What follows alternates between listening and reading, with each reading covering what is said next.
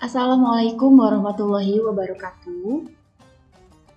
Perkenalkan, kami dari kelompok 7 SI 19B pada mata kuliah Audit Sistem Informasi.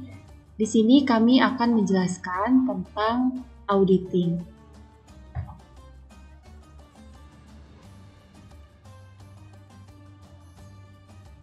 Adapun dosen pengampu mata kuliah Audit Sistem Informasi adalah Ibu Sofa Sofia Hilabi, Eskom Mkom.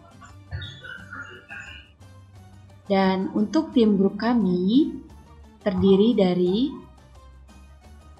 Sandi Ahmad, bertugas sebagai pemateri 1. Kemudian ada Intan Melani, bertugas sebagai pemateri 2 sekaligus moderator.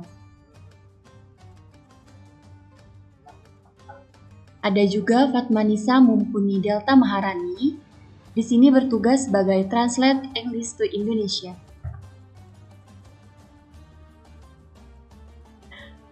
Berikutnya adalah Aditya Agustian, bertugas sebagai pembuat PPT dan editor video presentasi. Dan yang terakhir adalah Aurel Aditya Anwar yang bertugas sebagai desain PPT.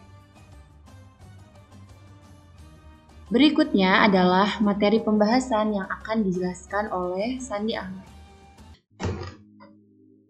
Baik, terima kasih. Selanjutnya di sini saya akan mempresentasikan pemateri, yang mana dari pemateri ini yaitu mengaudit kriteria yang ditentukan pemerintah. Yang pertama yaitu pemerintah, dan yang kedua lembaga, ketiga badan pengawas sektor publik. Oke, di sini adalah mengaudit kriteria yang ditentukan di industri. Grup industri sering mengharuskan anggota untuk mematuhi standar industri. Dengan demikian, anggota mungkin diminta untuk menyediakan kelompok industri dengan laporan audit yang menunjukkan kepatuhan mereka dengan standar industri. Nah, industri kartu pembayaran membutuhkan audit dari beberapa pedagangnya. Industri kartu bank membutuhkan audit untuk mempertahankan keanggotaan dan oleh karena itu menggunakan fasilitas seperti interaksi dan plus. Selanjutnya di sini adalah audit dengan teknik audit berbantuan komputer.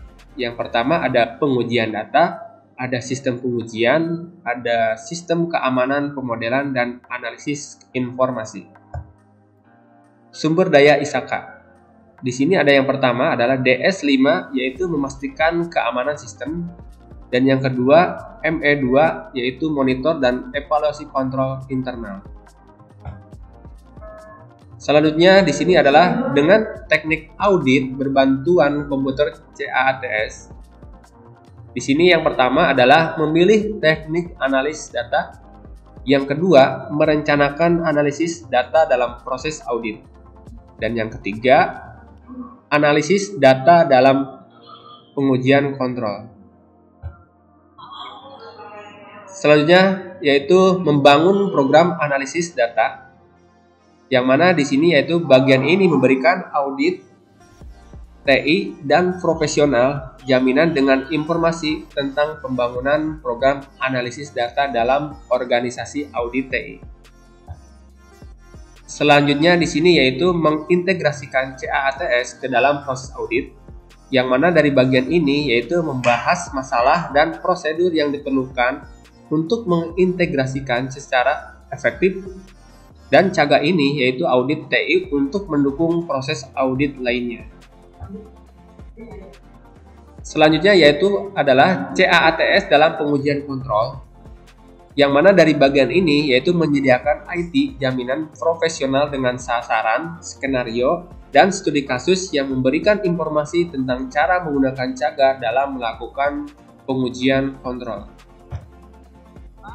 Pembangunan program CAATS yaitu membangun program CAATS memerlukan dan mendapatkan sumber daya yang tepat untuk mengelola ekspektasi dan ketakutan akan audit. Bagian ini mengeksplorasi masalah dan memberikan petunjuk dan tips untuk menetapkan program CAATS yang sukses. mendokumentasikan CATS ini, yaitu karena dengan banyak CAT ini membutuhkan waktu yang persiapan yang cukup, integrasi dan penggunaan fasilitas klien, dan kontrol atas proses CAT dan file yang akan dihasilkan. Dokumentasi aspek kunci tertentu sangat penting dalam memastikan operasi CATS yang efektif pada periode berikutnya. Selanjutnya adalah mengelola proyek CATS. Penggunaan CATS yaitu membutuhkan perencanaan yang cukup besar untuk memastikan apakah file dalam informasi diperoleh dengan audit TI ini dalam profesional jaminan ketika mereka tersedia atau dipertahankan oleh klien hingga digunakan oleh audit dan jaminan profesional. Selanjutnya menggunakan CATS dalam lingkungan audit berkelanjutan. Bagian ini yaitu membahas masalah profesional jaminan TI harus mempertimbangkan kapan menggunakan CATS dalam lingkungan audit berkelanjutan. Berikutnya, bagian ini yaitu membahas masalah yang harus dipertimbangkan oleh IT audit dan jaminan profesional yang harus dipertimbangkan ketika menggunakan data klien, termasuk tahanan dan kontrol, penghapusan dari tempat, privasi, keamanan, dan efek pada catatan yang ada atau lainnya. Berikutnya di sini adalah audit TI dalam pelaporan peraturan. Bagian ini dirancang untuk membantu audit dan jaminan TI. Bagian ini dirancang untuk membantu dan jaminan kepatuhan terhadap undang-undang dan peraturan. Selanjutnya yaitu memilih item asuransi interest. Bagian ini memperkenalkan konsep pengujian kurang dari 100% populasi item kepentingan audit, menetapkan persyaratan untuk dapat menarik kesimpulan dari sampel tersebut, misalnya dari kriteria yang diperlukan untuk mempertimbangkan penggunaan sampel dan informasi yang dapat diperoleh auditor dari penggunaan pengambilan sampel. Audit TI ini atau fungsi jaminan. Fungsi audit atau jaminan TI adalah kegiatan satu kali, meskipun pemantauan, menilai dan melaksanakan perbaikan adalah tugas yang sedang berlangsung. Selanjutnya, perencanaan dan pelingkungan tujuan audit dan jaminan. Nah, ini bagian ini yaitu berkaitan dengan bekerja dengan Dewan Manajemen Eksekutif dan Audit untuk membuat audit TI atau rencana penjaminan yang memenuhi tujuan dari berbagai pemangku kepentingan. Guys, untuk selanjutnya akan dibacakan oleh pemateri berikutnya yaitu Intan Melani. Baik, untuk selanjutnya adalah merencanakan dan mencakup pekerjaan audit dan penjaminan TI. Di antaranya yaitu tetapkan tujuan audit, kemudian tentukan batas-batas audit, lalu tetapkan standar yang menentang materi pelajaran akan dinilai,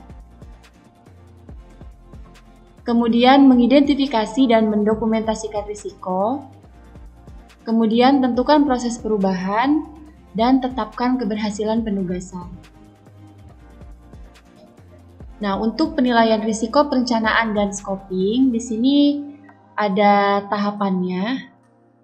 Yang pertama yaitu risiko keterlibatan, kemudian risiko pelaporan, dan yang ketiga adalah risiko kinerja.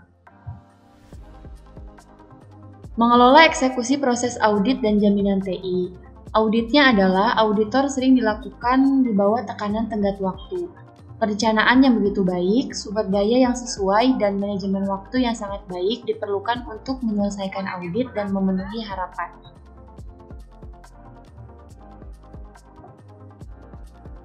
Bagian ini memberikan informasi tentang kegiatan kritis yang diperlukan untuk kelola audit atau inisiatif jaminan TI. Perencanaan dan anggarannya direncanakan. Kemudian yang berikutnya jadwal dan sumber daya, lalu peran dan tanggung jawab investasi, dan yang terakhir adalah pengawasan pekerjaan. Terima kasih untuk pembahasan kali ini. Semoga bermanfaat dan salam kompeten.